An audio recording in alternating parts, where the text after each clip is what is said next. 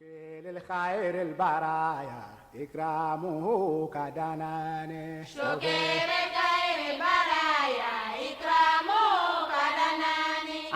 ala tanu kabara sebeke kabare kada andaba alaye kasali chaya ala kiraka yasa ana hera soro kiyama shokere kaere baraya ikramu kadana A'oudhu billahi minash shaitanir rajim, bismillahir rahmanir rahim. Chers téléspectateurs de la MTA Africa, assalamu alaikum wa rahmatullahi wa barakatuh. Vous êtes au programme de Ciel Nouveau. Aujourd'hui, nous aborderons la question de celui qui est affectueusement appelé Abi, Père, Daddy par les petits-enfants. Il s'agit de la notion du Père.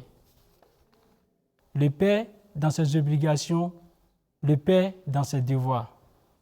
Ce sujet sera traité par nos invités, missionnaire Ouattara Abdraman et le caïd de Grand Bassam, Louis Daouda. Assalamu alaikum wa rahmatullahi wa barakatuh, chers invités. Soyez les bienvenus sur ce plateau. Wa alaikum salam wa rahmatullahi wa barakatuh. Aujourd'hui, comme on vient de le dire, on parlera de la notion du Père. Le Père dans toutes ses dimensions. Alors, missionnaire, dans l'islam, comment peut-on définir le Père? Alhamdulillah Rabbil Alamin.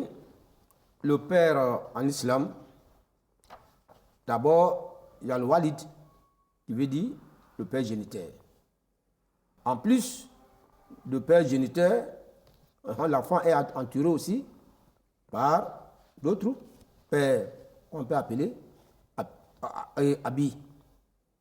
Par exemple, il y a l'oncle paternel, maternel, même le grand-père.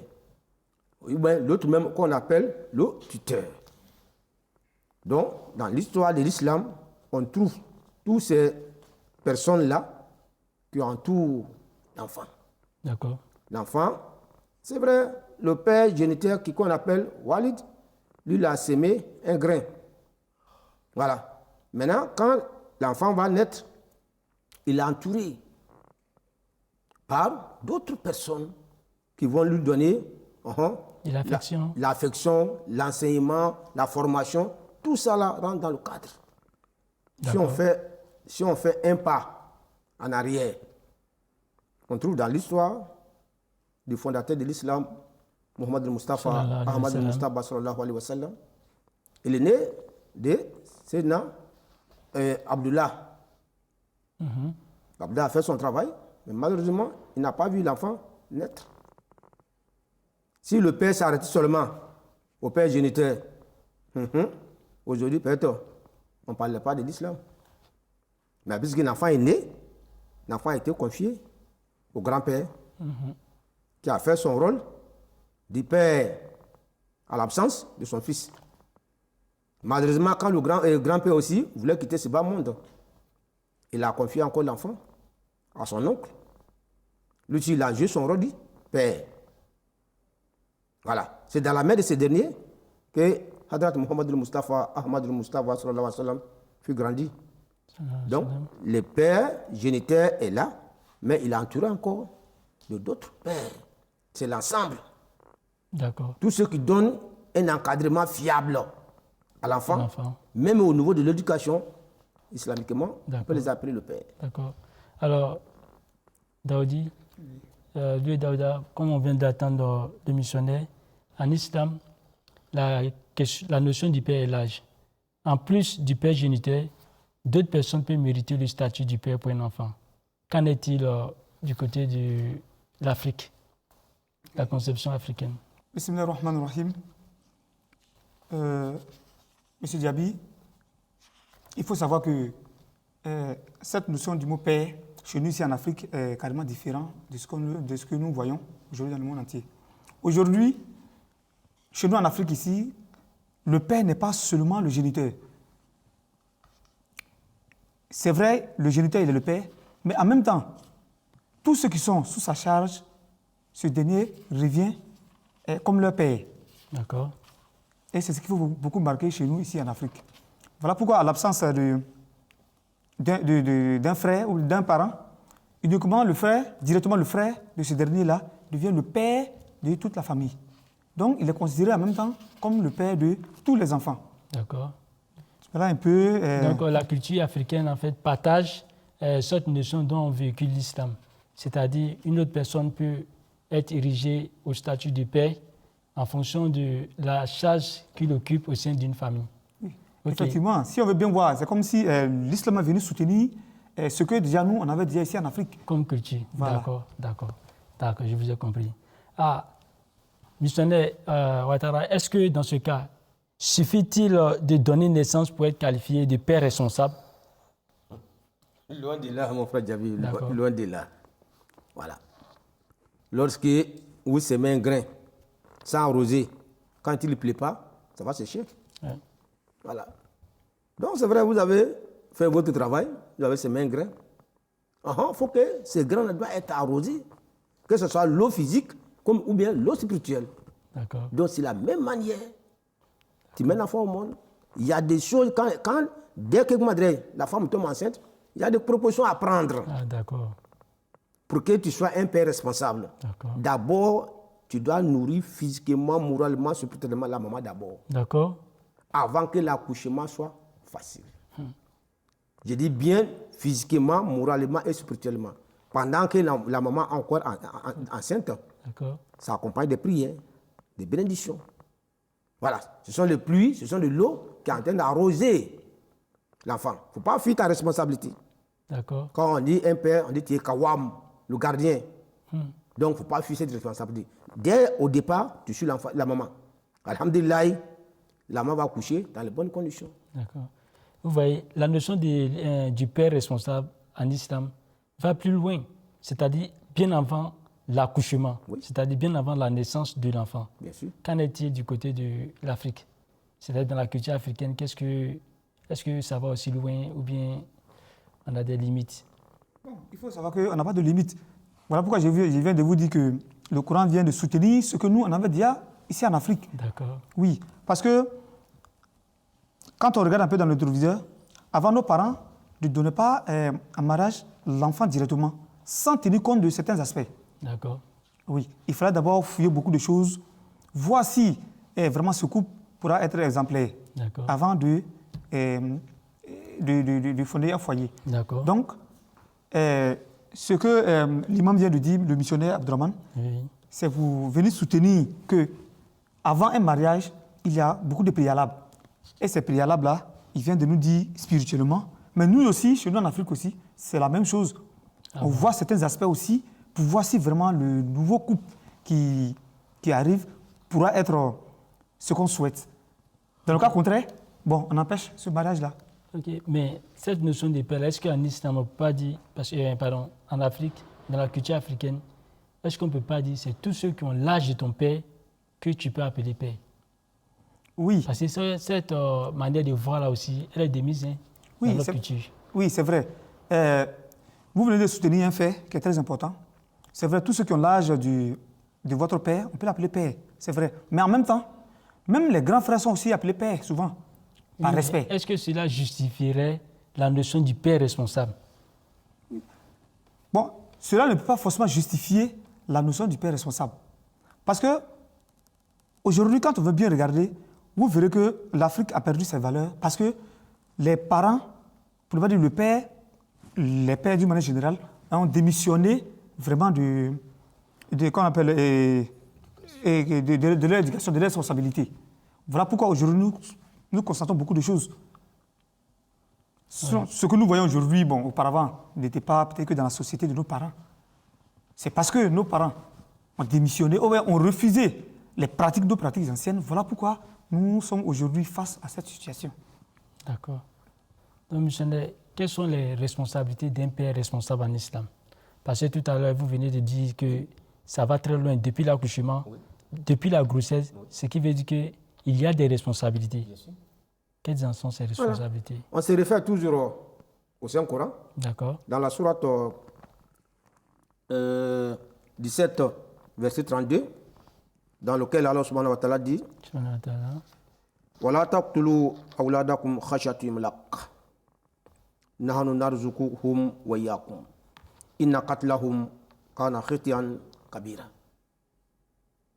Il dit, il ne faut jamais tuer vos enfants par peur de la pauvreté. Les tuer est un grand péché. Et si mon frère Djabi, est-ce que logiquement, quelqu'un peut prendre fusil, couteau pour tuer son enfant? Non. En tout cas, si la personne est consciente, ce n'est pas évident. C'est pas évident. Le pourcentage est très minime. Ouais. Mais ici, alors, subhanahu wa ta'ala dit, en tant qu'un père, dès que tu as sémé le grain, tu dois suivre ces grains-là. Tu dois leur donner une éducation adéquate. Sans une éducation adéquate, tu l'as tué. Voilà pourquoi le Saint Prophète sallallahu alayhi wa sallam dit, Akrimu awladakum wa ahasinu adabahum. Respectez vos enfants, aimez vos enfants et donnez-leur une éducation adéquate. Soyez les amis pour vos enfants. Et ne soyez pas les lions pour eux. D'accord. Quand tu prends ton enfant comme ton ami, tout ce que l'enfant a envie de faire, ce qu'il a entendu, ce qu'il a vu, il viendra te dire, ah papa, j'ai entendu telle chose, j'ai vu telle chose. Ah papa, voici ce que j'ai envie de faire. Tu le fais asseoir, mon petit. Ah, ce que tu as entendu, c'est une bonne chose. Tu l'encourages. C'est bien. Petit, ce que tu as entendu là, c'est pas bon. C'est pas bon. Vous avez grévé. Non. La grève n'est pas une bonne chose. Voilà. Ah, papa, ce que j'ai vu, voilà ça. Tu as vu quoi? Il va t'expliquer. Puisque tu es son ami. Ah, ce que tu as vu là, c'est bien. Courage. Ah, papa, voici ce que tu as envie de faire. Je veux devenir un missionnaire. Je veux devenir un policier. Je veux devenir un avocat. Je veux devenir un juge. Ah, petit, c'est bien. Il faut continuer, il faut étudier. En tout cas, c'est bon. Donc, tu l'encourages. Mais si toi-même, tu as semé le grain, tu as disparu. Comme ce que mon frère lui est en train de dire. Tu as disparu. L'enfant, la pauvre maman, reste dans la torture avec cette grossesse. Le père, introuvable. Ouais. Il va coucher dans cette condition-là. Quand l'enfant va devenir grand, il vient, c'est mon enfant, je suis le père géniteur. Quel géniteur? Tu étais où? Quand la pauvre maman souffrait, tu étais où? Il avait démissionné. Il a démissionné. Donc, un père responsable n'est pas seulement celui qui enceinte une femme. Non. D'accord. Alors, subhanahu wa ta'ala nous dit, après la grossesse, il faut suivre l'enfant.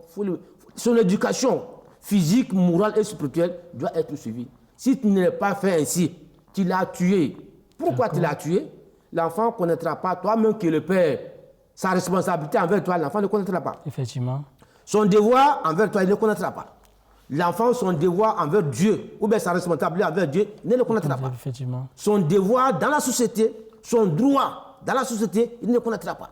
Donc, dans ce contexte-là, ce verset coranique dit, tu l'as tué. Effectivement. Voilà pourquoi l'islam nous met en garde. Ne tuez jamais vos enfants par peur de la pauvreté. Les pères qu'on appelle irresponsables, souvent ils fuient la responsabilité. Bon, ils cherchaient un plaisir corporel. Ils ne cherchaient pas un enfant. Ils cherchaient un plaisir corporel. L'enfant vient le surprendre en payaille. Parce qu'il n'était pas prêt psychologiquement, moralement, financièrement pour accueillir cet enfant. Ouais. Dès que la femme tombe enceinte, il fuit. Parce que la femme va dire, ah, je suis en train d'aller à l'hôpital, ceci, là. Il n'a pas de moyens. Il fuit. Voilà pourquoi mettre un enfant au monde, ça ne suffit pas. Ça, c'est l'irresponsabilité. Ça, c'est une irresponsabilité. Effectivement. Si tu n'es pas prêt, l'islam te met en garde. Si tu n'es pas prêt, là, mariage, des fois, attends d'abord. Okay. Quand tu seras prêt, tu t'engages. Alors, je reviens à vous, Daouda. Et on constate dans nos rues à Abidjan, en l'occurrence, je me réfère à un pays africain, que les filles sont livrées à elles-mêmes. Elles sont dans les marchés en train de vendre pour elles-mêmes. Les enfants, ils sont mécaniciens. Les enfants, ils sont enfants en parenthèse, en conflit avec la loi, qu'on dit couramment enfants microbes. Alors, comment est-ce que la culture africaine n'arrive pas à cadrer ce genre d'aspects? Si on peut considérer mes oncles comme les pères, on peut considérer un tuteur comme un père, comment est-ce qu'on peut expliquer ces phénomènes? Donc, pour dire que nous avons refusé nos cultures, voilà pourquoi nous payons cash ce qui nous arrive aujourd'hui. Parce qu'aujourd'hui, on se dit que nous sommes arrivés à un certain niveau où nous sommes devenus tous responsables, nous pouvons faire ce qu'on veut. Or, avant, au temps de nos parents, ce n'était pas le cas. D'accord. Comment c'était donc? Oui, l'enfant était soumis vraiment à ses parents, sur toutes les lignes. Donc, aujourd'hui, si nous avons laissé nos enfants, délaissé nos enfants à eux-mêmes, faire ce qu'ils veulent, ben leur faire croire que vraiment nos pratiques qu'on a aujourd'hui sont meilleures que les anciennes pratiques. Donc, c'est ce que nous sommes en train de payer. Or, il faut encore revenir à la source pour dire que vraiment, c'est la meilleure culture que nous avons. Et c'est cette culture aussi qui pourra mieux éduquer les enfants. Voilà pourquoi au temps ancien, on ne voyait pas ce qu'on vit aujourd'hui. Les enfants microbes, comme vous l'avez si bien dit. C'est parce qu'avant, nos parents arrivaient à contrôler la vie de leurs enfants, quel que soit le mâle comme la femelle. Mais pourquoi n'arrive-t-il pas à contrôler la vie des enfants actuellement? Oui. Et puis en même temps, l'enfant aussi, un enfant n'était pas seulement pour son père.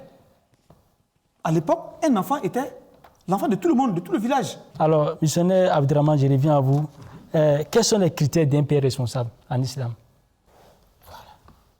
Le critère d'un père, on va regarder toujours dans le Saint-Coran. D'accord. Alors, subhanahu wa ta'ala dit par Luqman, quand Luqman est en train de donner conseil à ses enfants. Ce que vous devez vous dire, quand vous ne pratiquez pas ça, vous deviendrez un père irresponsable. Il dit ceci dans la sourate 31, verset 14. وَإِذْ قَالَ لُقْمَانُ لِابْنِهِ وَهُوَ يَعِظُهُ يَا بُنَيَّ لَا تُشْرِكْ بِاللَّهِ إِنَّ الشِّرْكَ لَظُلْمٌ عَظِيمٌ. Et souviens-toi quand Luqman dit à son fils, tandis qu'il lui donnait des conseils: oh mon cher fils, n'attribue pas des associés à Allah subhanahu wa ta'ala. Assurément, c'est une grande injustice que d'attribuer des associés à Allah.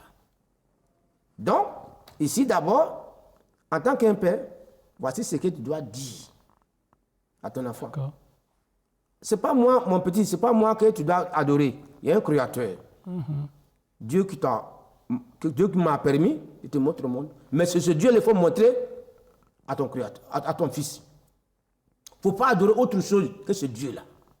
Tout ce que tu vois ça chez moi, ma vie, s'il y a des biens, ma maison qu'on habite, c'est Dieu qui nous a donné tout ça. Dès à bas âge, même quand l'enfant va venir te donner, papa, donne-moi l'argent. Il faut prier Dieu. C'est grâce à l'argent que tu me demandes là, c'est Dieu qui m'a donné. Dès à bas âge, tu montres Dieu à ton enfant. Quand l'enfant va grandir, avec cet esprit-là, il va dire, ah, donc moi je ne suis pas quitté au ciel pour tomber. Je viens de la part de Dieu.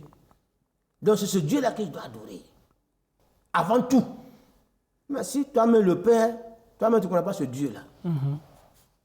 Tu ne connais même pas la route de la mosquée. Même en disant, en mangeant avec les enfants, dis seulement Bismillahi, voilà, barakatullah. Toi-même tu ne connais pas. Qu'est-ce que tu vas dire à l'enfant? Ce que vous êtes en train de dire, c'est que le père responsable, c'est vrai, il peut s'acquitter de ses responsabilités envers son enfant. Mais il faudrait que lui-même, il soit un exemple de la responsabilité. Bien sûr. Celui qui doit faire le premier pas. Puisque l'enfant doit le recopier. Comment il marche, comment il parle.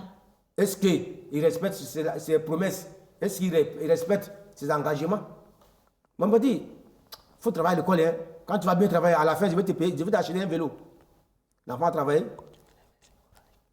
L'enfant a travaillé et puis le vélo n'a pas sorti. Vous voyez?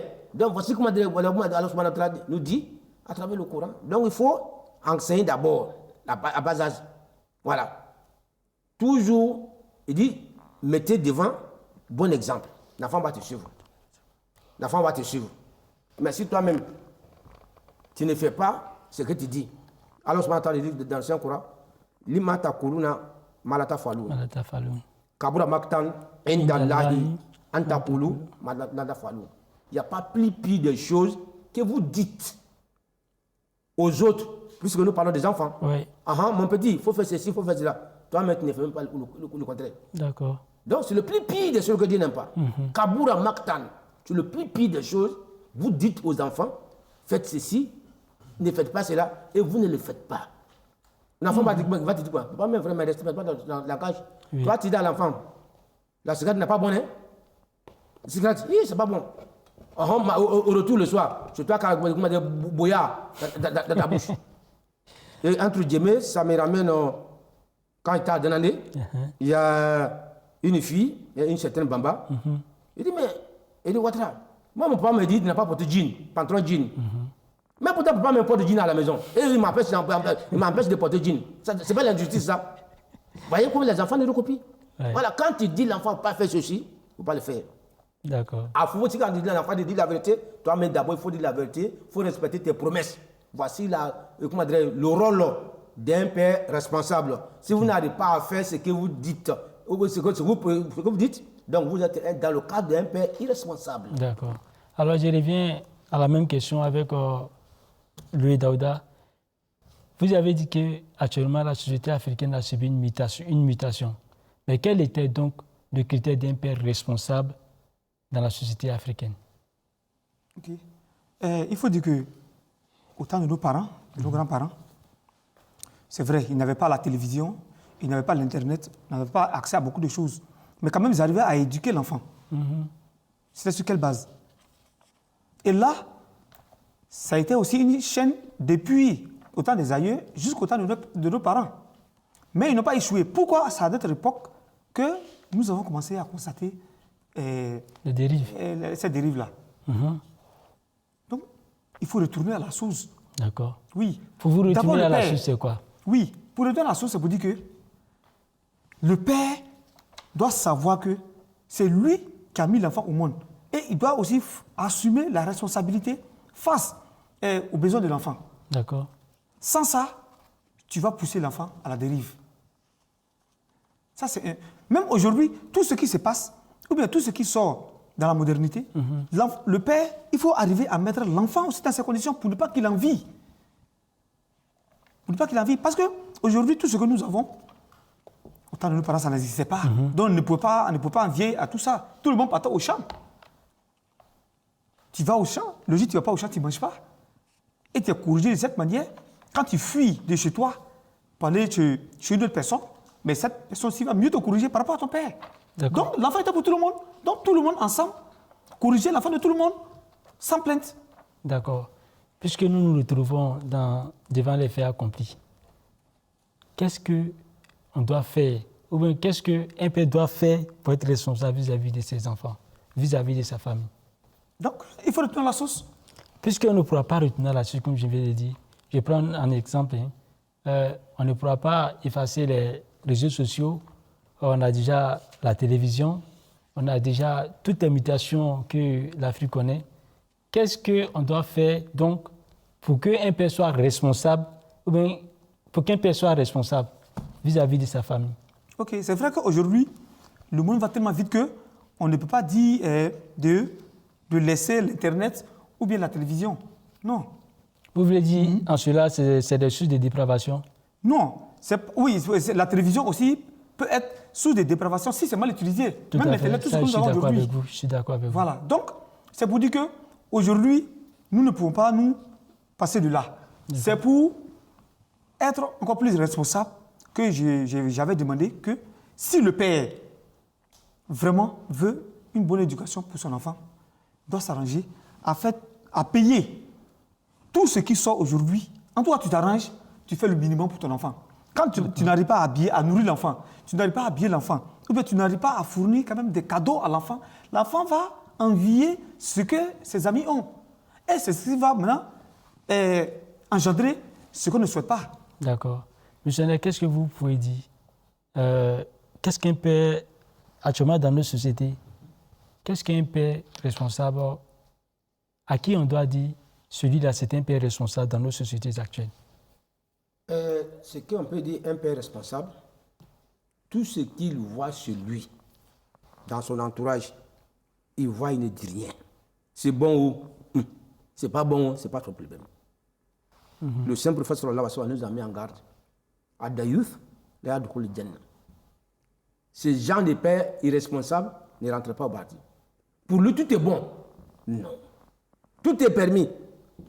Télévision, c'est quoi on doit regarder, on regarde. C'est quoi on ne doit pas regarder, on regarde. Lui-même, il est assis avec ses enfants en train de regarder la télévision. Souvent même, il a honte, même il ferme les yeux. Mais ça, on appelle irresponsable. C'est ta télévision, tu dois cacher ta télévision. Ah, il y a des films, on peut regarder. Il y a des films, non. Mais si toi, tout est permis chez toi. Les enfants ont fait du bien, ils ont fait du mal, tu ne réagis pas. Le Saint prophète a appelé ces messieurs-là, des virus.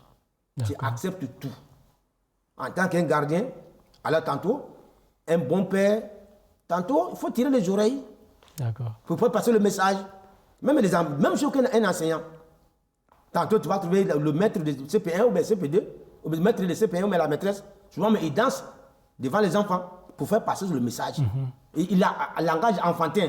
Il sait qu'en employant le langage enfantin, le message va passer. Ouais. Donc, un père aussi, c'est pareil.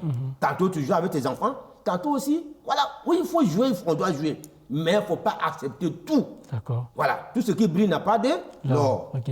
Alors, je reviens à vous, Daouda. Quel conseil avez-vous à donner pour que l'Afrique replonge dans ses valeurs ancestrales sans pour autant revenir en arrière avec tout ce qu'on sait de l'Afrique ancestrale? Ok, merci beaucoup. À mon avis, je pense que pour pallier à ça, tout le monde, tous les parents doivent être responsables. Si je dis responsable, ne vois pas l'enfant de l'autre à la dérive et le laisser parce que ce n'est pas ton propre enfant. D'accord. On doit tout faire pour que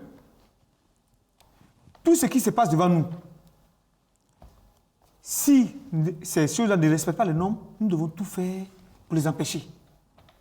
Chers téléspectateurs, ainsi s'achève l'émission. Il faut savoir que la responsabilité du père réside dans ses devoirs et dans ses devoirs et obligations envers ses enfants. Donc, dans l'acquittement de ses devoirs et obligations envers ses enfants. Sur ce, assalamu alaikum wa rahmatullahi wa barakatuh. Wa alaikum salam wa rahmatullahi wa barakatuh.